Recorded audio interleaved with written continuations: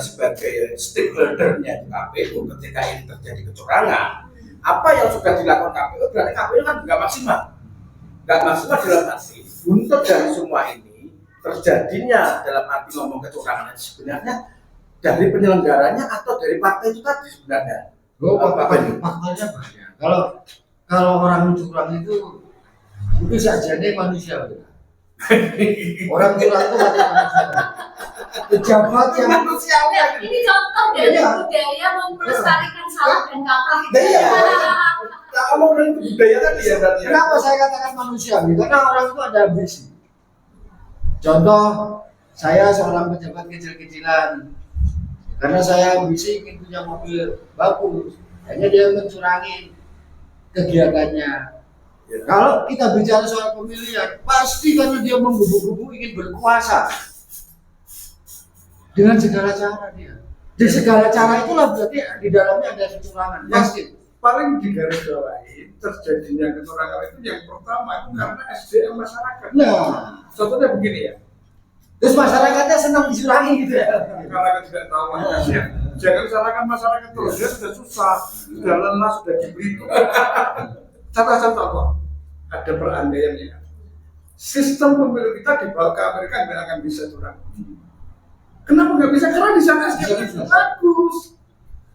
Tanggung jawab dan kapasitas sebagai masing-masing pelaksana pemilu, baik itu di KPU-nya, baik itu di Bawaslu-nya, baik itu di keamanannya, baik di Pemkab-nya, mereka paham betul bahwa kalau saya nggak benar, maka hasilnya juga nggak benar juga. Nah di sini siapa sebenarnya yang harus kita koreksi? Moralitas. Ya, itu sumbernya. Kalau bicara moralitas dari calon-calon itu tadi awalnya kan dari partai. Perekonomiannya. Partai juga enggak. Iya, perekonomian calon. Kalau partai ini merekrut calonnya dengan baik, partai sendiri bertindak dengan baik, nggak mungkin akan menjadi. Iya. Itu. Kalau bicara kalau berbaliknya bagaimana? Tapi ini kompleks loh. Jadi saya juga nggak bisa jadi partai. Masyarakat kita itu menjadi penyebabnya. Seperti Pak Lugos ini katakan bahwa masyarakat itu kadar hukumnya, kesadaran hukumnya belum tinggi. Sekarang cobalah kita pikir kalau dalam sebuah pilihan yang diharap-harap apa? Ya, angpau itu tadi. Nah, dia mau milih aja sudah harap-harap itu. Bagaimana kita mau bicara Mau bicara demokrasi yang bersih dan jujur dan bagaimana? Ya nggak mungkin bisa. Berarti nggak bisa kan demokrasi. Nah, masyarakat kita inilah yang sumber daripada masalah ketika masyarakat kita belum mau merubah mindsetnya. Jadi dalam sebuah taruhlah pilihan, dalam sebuah pilihan ya jangan diharap-harap ini. Coba dipikirlah programnya apa. Sebenarnya kalau saya sih lebih ke kalau misalnya kita bicara tentang partai, jauh banget dari api itu. Kita bicara tentang ini. Saya lebih bicara kepada masyarakat, saya setuju tadi SDM ya, sumber daya manusia. Karena apa? Segala sesuatu kan dimulai dari saya. Semua orang harus berbicara seperti itu, bahwa segala sesuatu dimulai dari aku. Nah, sumber daya manusia kita, pendidikan politik kita, politik itu kan investasi. Dimulai dari pendidikan politik itu sangat rendah di Magetan. Saya bisa sampaikan di Magetan, gitu ya. Di Magetan itu pendidikan politik sangat rendah. Bahkan masyarakat itu ada sebagian masyarakat yang tabu atau enggan berbicara tentang politik karena bagi mereka politik itu hanya omong kosong. Politik itu tentang kecurangan, politik itu tentang orang-orang yang kotor kan begitu kan. Bagi sebagian orang seperti itu, dan itu juga tidak bisa disalahkan masyarakat. Saya setuju karena apa? Contoh harusnya saya melihat itu Yun saya ini ya, kepada yang terhormat Dewan Perwakilan Rakyat Magetan, ya itu kepada yang terhormat seluruh dewan yang 45 itu, apakah Anda sudah memberikan pendidikan politik kepada masyarakat, bukan konstituen Anda, tetapi kepada masyarakat satu. Terus yang kedua, apakah Anda, ini contoh saja, kenapa saya kemudian membalik tentang hal itu, karena apa? Dalam suatu daerah itu ada eksekutif dan ada legislatif. Tidak bisa kemudian segala sesuatu ditimpakan kepada eksekutif, tetapi legislatif tidak mempunyai fungsinya. Yun ya, kalau saya sendiri bicara secara lantang bahwa fungsi Anda di Magetan sebagai Dewan Perwakilan Rakyat Daerah itu maju. Karena saya pengen tanya nih teman-teman yang di sini yang bicara tentang demokrasi harus bersih dan segala macam. Tahu nggak produk ataupun hukum yang dihasilkan oleh teman-teman Dewan dalam 1 tahun atau dalam 1 periode masa mereka jabatan? Tahu tidak? Tidak pernah tahu. Nah, 1. Terus yang kedua, kalau tidak pernah tahu apa yang dihasilkan oleh mereka, bagaimana mereka bisa mendidik kita? Kan begitu. Sedangkan produk-produk hukum yang harusnya dihasilkan oleh teman-teman Dewan itu adalah produk-produk hukum yang mencerdaskan masyarakat. Kalau berpihak di masyarakat, kalau masyarakat ini cerdas, karena produk hukum itu tidak hanya produk hukum dalam ekonomi, tapi dalam politik, dalam sosial, segala macam, yang akhirnya masyarakat punya kesadaran, punya sumber daya manusia yang bagus. Iya. Kan seperti itu. Jadi gini, Sangat menarik ini. Kalau saya sih ya, gimana? Pak ini berpendapat tentang kecurangan. Kalau saya begini, kalau tadi dikatakan masyarakat pendidikan politiknya belum maksimal itu salah. Karena apa? Sebelum pemilihan dijadikan, hampir setiap hari di negara ini ada pemilihan, baik itu RT, RW sampai tingkat kepresiden itu setiap hari ada. Kalau dihitung, artinya apa? Masyarakat Indonesia sebenarnya sudah matang politik. Nah, kenapa jadi tidak matang? Nah, ini yang menjadi permasalahan. Nah, kalau saya berarti kembali kepada Pak Gosok tadi moral.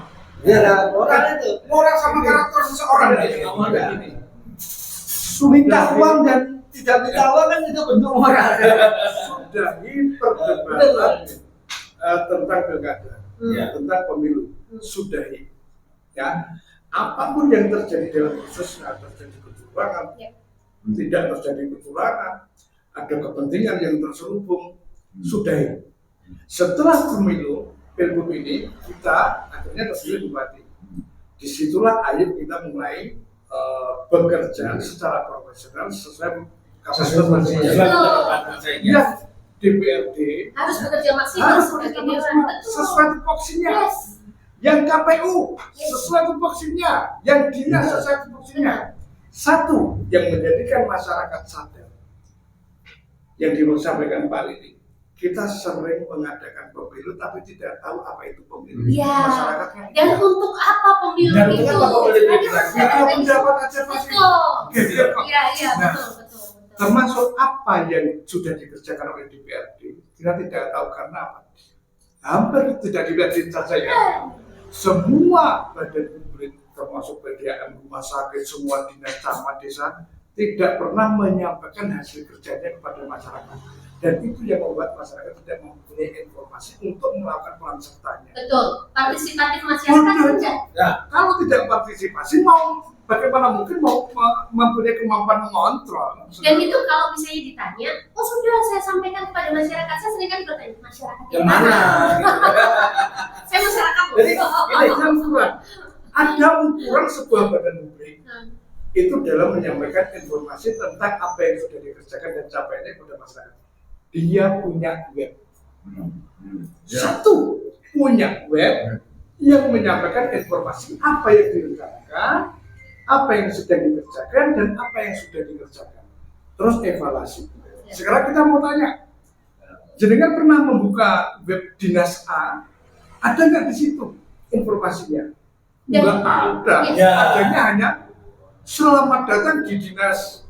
Ini. Ini. Jadi web itu ada, tetapi tidak faktual. Nah, ini Biar tidak update. Nah, itulah yang menjadi Kok mereka sudah merasa menyampaikan informasi hasil kerja kepada masyarakat? Webnya aja bodong, apa? Kosong. ya, gitu. Jadi Itu juga bentuk kecurangan. dengan terbentuknya segala informasi, Kecurangan namanya. kecurangan itu akan lebih Berarti bisa dilakukan. kecurangan tidak di politik aja, di birokrasi. Ya.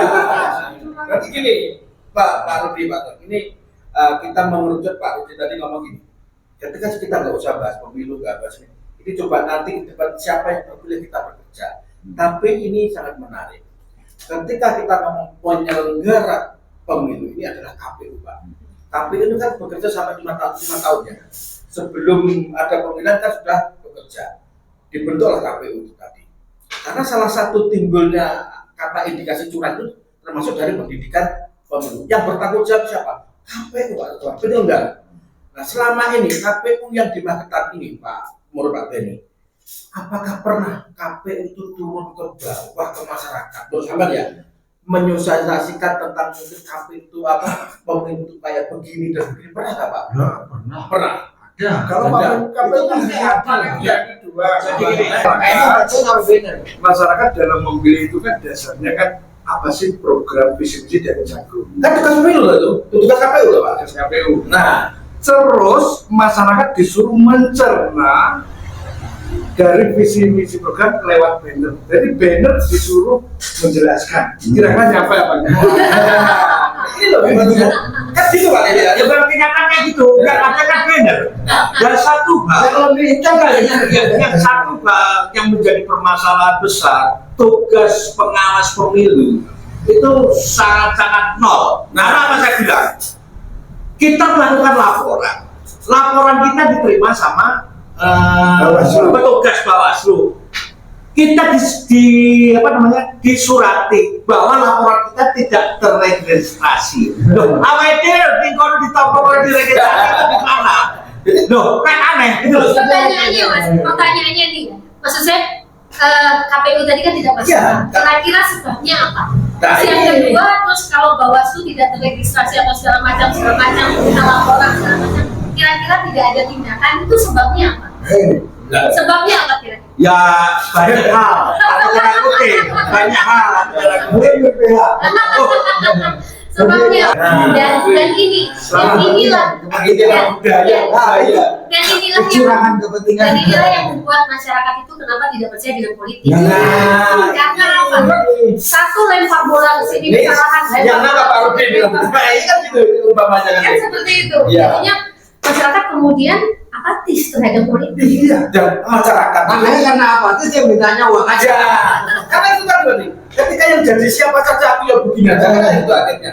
Ini karena ini podcast ini berjalan itu seminggu sekali. Mungkin hari ini Kita masih 2 kali. ada 2 kali lagi untuk 2 kali kesimpulan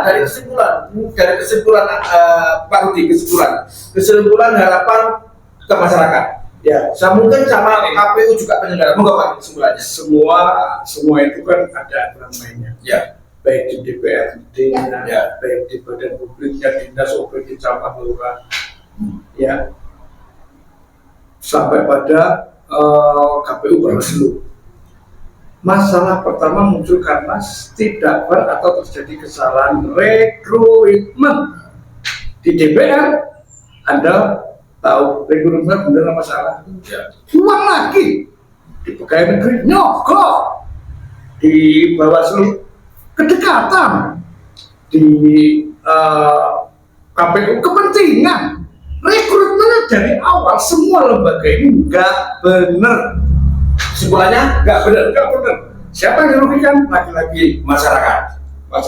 Kalau sudah seperti ini, makanya tadi saya bilang, ayo kita sudahi, kita baru yang nanti aja. Kita keras. Ketika nanti sudah ini kita bangun baru fresh. Dampaknya apa? Korupsi. Ya. Dampaknya apa? Kesenjangan sosial, Ya. ketidakadilan. Lagi-lagi masyarakat. Lagi masyarakat. Maka Mbak Widya kesimpulannya pada hari ini. Kesimpulannya ini bos yang duduk di pejabat publik di pemerintah gitu ya. Siapapun Anda, mau Anda DPR, mau Anda bupati, mau Anda kepala dinas, mau Anda KPU, Ya. Bawaslu, apapun namanya ya. Ingat satu hal bahwa Anda itu dari masyarakat gitu ya. Ya. Anda kemudian dibayar oleh masyarakat. Kami yang membayar Anda melalui pajak kami. Kalaupun untuk diri sendiri bolehlah bos. Kalau saya bilang misalnya 100%, 40% buat lu lah, 60% buat masyarakat. Jangan lo balik-balik kan Ya. begitu kan. Itu satu. Terus yang kedua, saat kemudian ada masyarakat gitu ya, terus kemudian menanyakan hasil kerja jenengan semua, kemudian dijawab sudah saya. Tugas Anda adalah menjawab siapapun yang bertanya, Ya. gitu kan. Mau itu yang bertanya siapapun, Ya. jangan melihat siapa yang nanya, gitu kan. Jadi kalau ditanya hasil kerjanya yang lakukan, ini loh hasil kerja saya, kan begitu kan. Ini loh kekurangan saya, ini lakukan informasi gitu. Jadi apa saat ini itu yang jenengan jadi pejabat itu tuh ya pejabat itu cuma 5 tahun bos. Ada waktunya bos, setelah itu pensiun kembali ke mana? nah, setelah itu Anda kembali ke masyarakat. Kembali Jangan lagi. jadi pejabat Anda diam, jangan jadi pejabat Anda teriak-teriak, jangan bos. Ya. Bermanfaat bagi masyarakat Pak Deni, Bapak. Wah, kalau saya karena sudah lengkap tadi, saya cuma ingin berdoa aja lah supaya pemilu-pemilu yang akan datang akan lebih baik daripada sebelumnya. Ya, itu yang harapan kita sekaligus doa kita.